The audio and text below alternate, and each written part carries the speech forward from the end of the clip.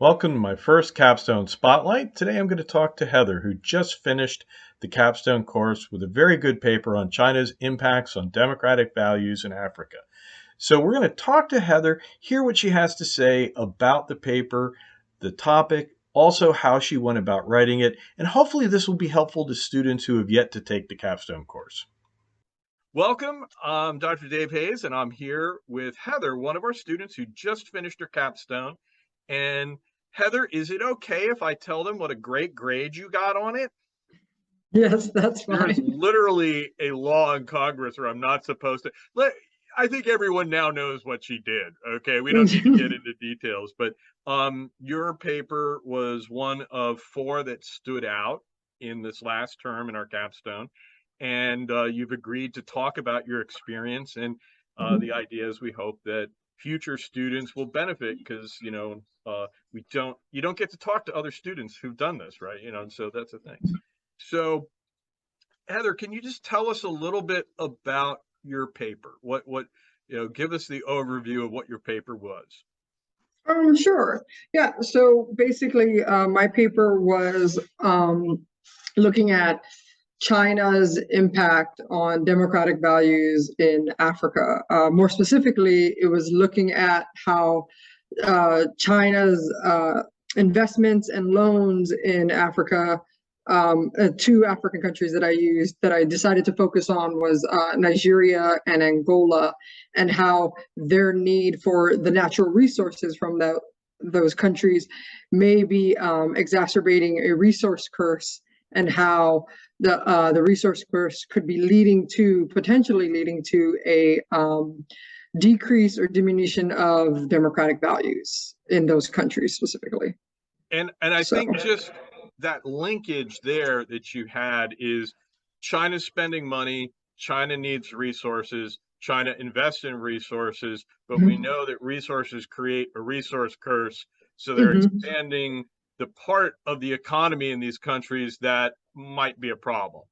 Right. And so that's the causal chain that really, I think, is a big part of what, made your paper pop. Right. And so that was really good. And what kind of evidence did you look at to test this idea? So mainly I looked at, well, first, obviously, like the independent variable was I looked at China's investments and loans really in the last 20 years, since the turn of the 21st century, because that's when we really saw China's investment increase. And specifically in those two countries, like Angola had just ended I think 3-decade-long civil war. I can't remember, but it's a few decades really long. So yeah. So right at the 21st century, a little after, maybe like 2003, 2004, China really started heavily investing, because also they were experiencing their economic boom. So they were starting to heavily invest and provide loans to African countries, obviously, and also their need for natural resources from countries, copper, natural gas, iron ore, all that stuff grew. So, so I looked at the last 2 decades from 2000 to 2020, really maybe right after the turn of the 21st century. It was hard to find some of the numbers for that, but really like after 2004, that's what I looked at. I looked at the monetary value of investments and loans that specifically contributed, not just like in every department, but specifically in those sectors that are related to the extraction of natural resources. So we're talking about like transportation, energy, and then like straight up extraction of the natural resources. So I focused on 4 areas: transportation, energy, the extraction of natural resources, and I forget the fourth one, but and in my paper I described, like, I think I laid out a few, like how exactly these investments and loans in these areas specifically relate to the extraction of natural resources. I made sure to tell that tale because you wanted to like connect the dots. Right. And so your dependent variable is the democratic ideals, trying to see if China is having a eroding effect on democracy in Africa. And so how did you measure that? Right. So that I measured with looking at so forgive me. I measured that by looking at democratic values. I think I defined as so I think civil liberties and civil rights, and I defined as and then like freedom of speech, freedom of the press, and like the right to like I think again like the censorship of media also is so political rights and civil liberties. That's what I looked at. That's how I defined democratic values. So civil liberties, like just the to voice concerns, the right to like gather, peacefully assemble, and then political rights as in voter turnout, free and fair elections, the access to elections. That's how I define democratic values: civil liberties and political rights. And then I broke down kind of what that meant in my paper, and they were, I think, 3 or 4 things each, but they mainly focused on the political rights, focused on free and fair elections, access to like basically a citizen's access to vote, the numbers of voter increase, and like what the third parties, I think international community, third parties, unbiased parties view like certain elections if they were free and fair. So that fell under political rights. And then civil liberties were like freedom of speech, the right to assemble, stuff like that. And I broke that down, and then I used that to assess democratic values. And that was somewhat difficult a little bit, trying to just really define democratic values, because you can do a whole research on that and that can be defined. But I found that that really made sense, I think, for specifically this continent. I felt like that kind of made sense because elections are always contested, or not always granted. I think one of Angola's elections, I think around 2007, majority of the international community didn't recognize it as like didn't legitimize it and legit. So but yeah, so that's how I defined it: civil liberties and political rights. And so, before we talk about the process, what was your conclusion? Like, you looked at all this.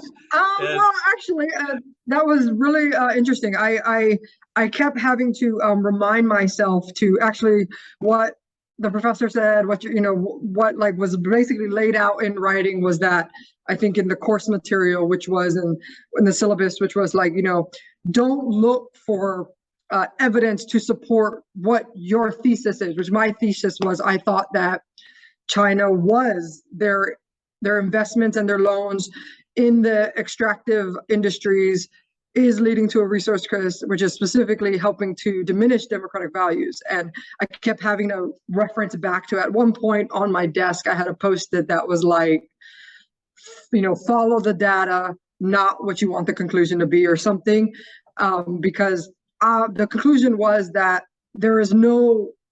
you cannot say that China's investments and loans in the extractive industries are leading to a resource curse, which is then leading to a diminution of democratic values. I found that my thesis or my hypothesis was not what I thought it would be, that it was the opposite. Yeah. Well, and I always say the best papers are the ones where you go in and you're sure you're going to find one thing and you find something else. I always find those to be very interesting. So at this point, it looks like, well, for all the reasons to think it might be having a problem, we're not seeing a problem yet. Yeah. But that's great. So let's talk about, you mentioned, the course and the professor, who clearly is a jackass, right? Yeah, it's me, right? But the key thing is, despite that guy, you got done. How would you describe the process? I mean, when I teach the class, I lay out what I think the process is, and I give goals for people. But from your point of view, functionally, how would you describe the process? I mean, were there certain milestones you hit? Just in your mind, what was your journey on this? Oh, okay, yeah. So I do feel that the milestones that was set by the course instructor really helped me, because it also helped vector check me, because at one point I definitely think I was going down a different path where I was trying to talk about China's influence on the continent and their um, impact on democratic values. But then I felt like 2 whole days going down a path of China establishing this neo-colonial relationship, and then having to turn in my research design and hit those milestones that was set, which was like, hey, literature review is set, then research design, then draft of paper, help. Then the feedback was crucial for me, because at one point I definitely got feedback from the instructor that was like, hey, this isn't tying together, and I kind of went off a path to like China neocolonialism, and I had to bring it back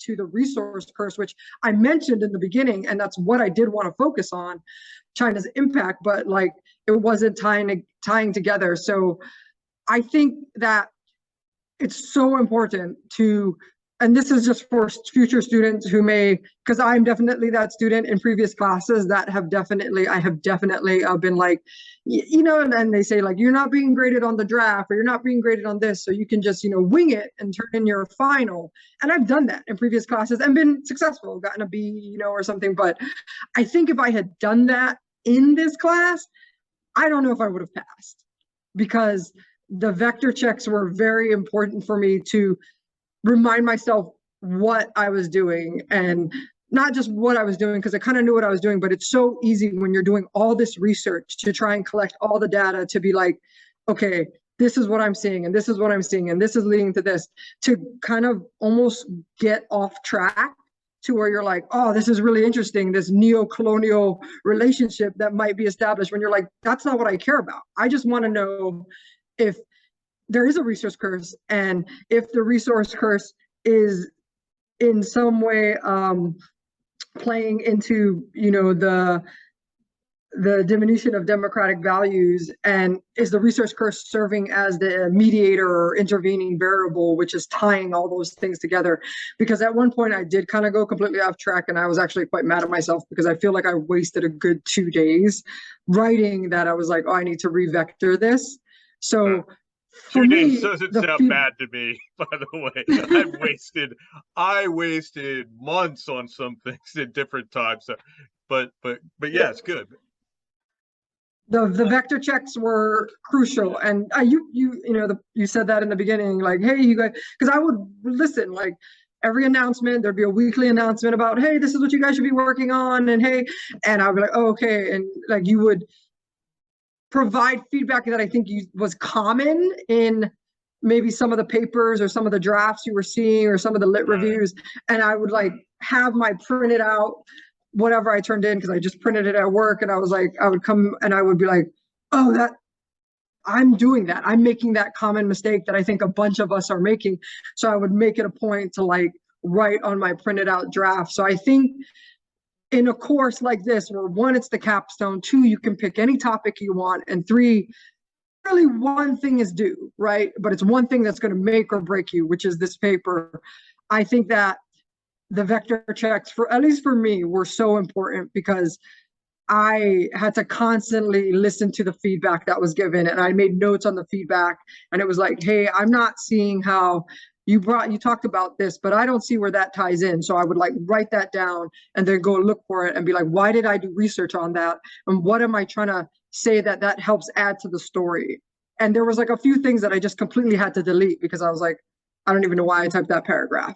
So for me personally, that part of the journey was so important, because I was also, we're all here in our graduate degree, so we, like, we all have lives, and people have children and families and job. That for me, it was constantly having something to go back and check at, and someone like vector checking you, because it's so easy to just go off a path, especially when you're just looking through so much research and you have so much articles and etc. I think that's very important. And if that's one piece of advice I could give to future students, as someone who has winged a few classes, would be not to wing this and just turn in your final paper, listen to the feedback, the audio feedback, listen to the course announcements that is added, and turn in the due dates of when stuff is due but not due, where like you can just get like the complete of like, because it also keeps you on track too.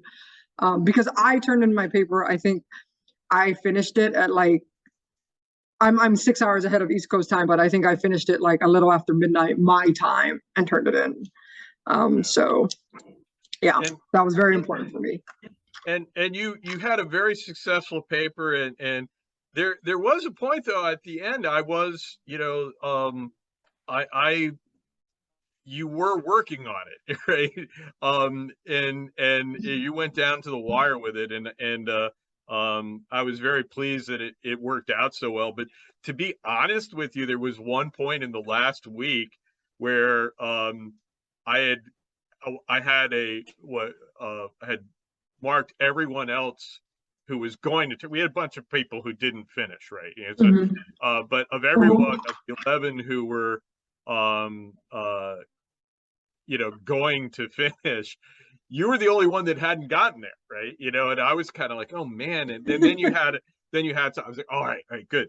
And I only bring that up because you sound really so on top of it. Like, you sound so smart, talking about, and everyone does when they talk about their stuff, because you put a lot of time in this, and so you can talk about China, and you did this and you did that, and it sounds almost intimidating. And so I do want, future students to know, hell no, this is just normal stuff. People do this. And it took a while to figure out, hey, let's look at this and let's look at that. And so I think that's important. But you ended up doing a very good job.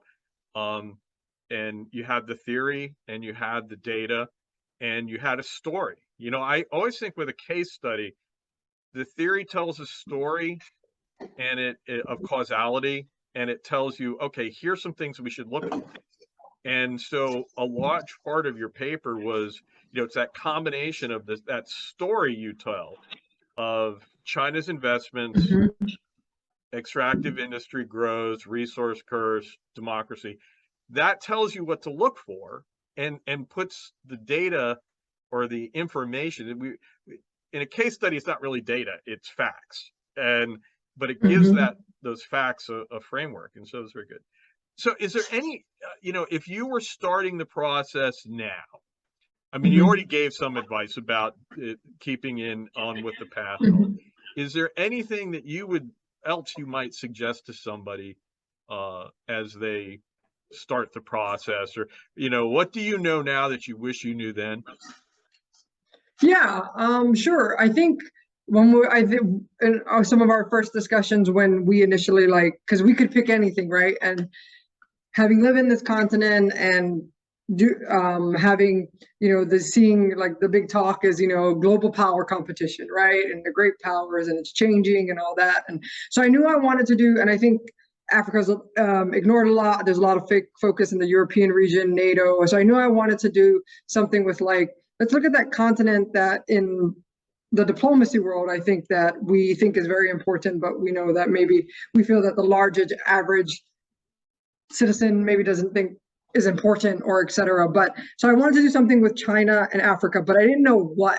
And so a big part of my first week when I started that course was kind of exchanging with you through emails and being like this, and trying to find where I was going with this. And my advice to future students would be, like, if you know you're enrolling in the course and you're about to complete your capstone, which is probably going to be your last, if not to your second to your last course, depending on all the prereqs you have knocked out, is even before you start the course, like, try to narrow down what you really want to look at, because China's influence in Africa is such a vague, big topic, and something to do with democratic values that, and even with the previous, I think, where we do the previous course where we turn in maybe what we would do for our capstone paper. The research methods class. Yes, the research methods class, which I did turn in, and I was like, oh, I want to look at something to do with China in Africa and their influence and et cetera.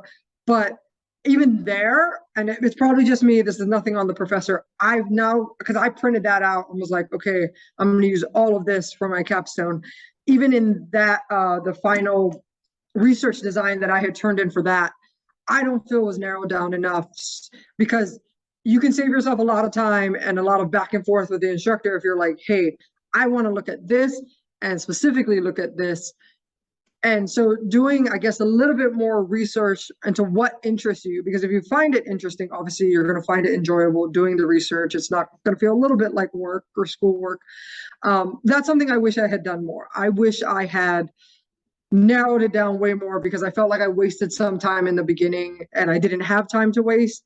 So I wasted some time in the beginning going back and forth with the instructor, with the user, and trying to be like, hey, how do I do this, that, and then also seeing if once you do that, you can find out if it really like interests you. And if it doesn't, you're like, well, this small part, because you guys really leave it up to us. The course leaves it up to us. You can do anything, right? You can do anything. You can write about North Korea, you can do anything. And I wish I had narrowed it down more, because I was like, oh, I want to do Chinese influence in Africa. And that can mean so many different things, as I learned through the course of even just my lit review, where I was like, wow. So. Well, and I think that's the thing, that the lit review is the process by which, and so when you say you need to do, first of all, I always say you have to do research before you do research, right? You have to really get into the subject and, study it and say, what do I want to do? And I always tell people that's part of the lit review or working in the lit review. But yes, you make a point. I'm glad to hear you make it, because I've always make it that you can't go in and say, I'm going to do this. You have to say, well, I'm interested in this, then read a lot, and then think about it and narrow it down there. Although if people haven't done it before the course begins, because I'm actually going to use this video, and the course begins Monday. Oh, okay. No, it's Wednesday today, right? Yeah. But we'll be this video will be around for a while, I'm sure. But the thing is that I think also that I don't think you waste time when narrowing down the question, and that's why I really you have 6 weeks to write the paper, and in the plan I've got, it's 2 weeks, right? First week, tell me your topic. Second week, do lit. So I got 2 weeks devoted to doing the lit review, which is all about narrowing it down. And that's a third of the time, but it is so important to get it right, And, but yes, if you can come in ready to go. Yeah. And I think you're right. I think what I meant was, I didn't have like what you talk about. So you talk about like the story, right? The story you want to tell. This is what I think. This is why leading to this. And I just had, this is what I like. I just Chinese influence in Africa. And because I didn't have the end of democratic values, which is why I think at one point I got off track to like neo-colonial maybe relationship. So I think maybe it helps if you have an idea of like the A, B, C, the first, second, and third base equals this. Like you say, like you have maybe what kind of story you want to tell, and it can still be broad, because your literature review can help that. But I just had like, I want to look at like this, but I didn't know what I was trying to say about Chinese influence in Africa. I didn't even know if I was trying to say that it was bad. I mean, if I unbiasedly took out being, an American serviceman, I was like, well, I think I want to look at just their influence in Africa, because it's heavy here. So having maybe an idea of what type of story you want to tell, or what, because I think that's what research is, right? That's essentially what our abstract is, saying, boom, boom, boom. This is what I looked at. This is what I found. Yeah. So.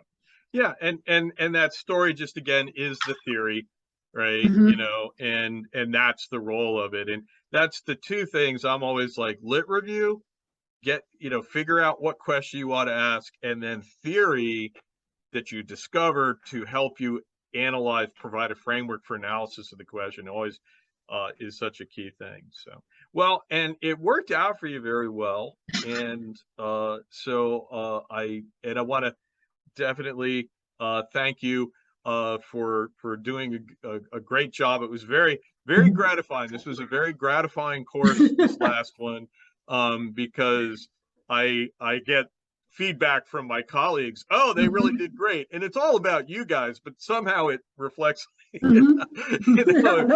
I get a bunch of if I get stuff that isn't good, then it's like, Dave, what the hell are you doing?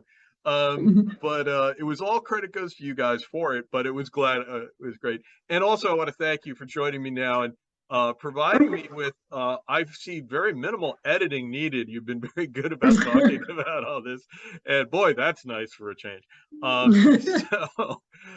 So thank you very much, and we're going to wish you good luck as you graduate, Thank which you. I reckon is now going to happen.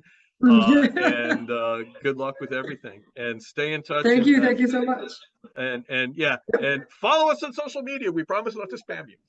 Okay. Thank you so much, sir. All right, well, you take care now. Yeah.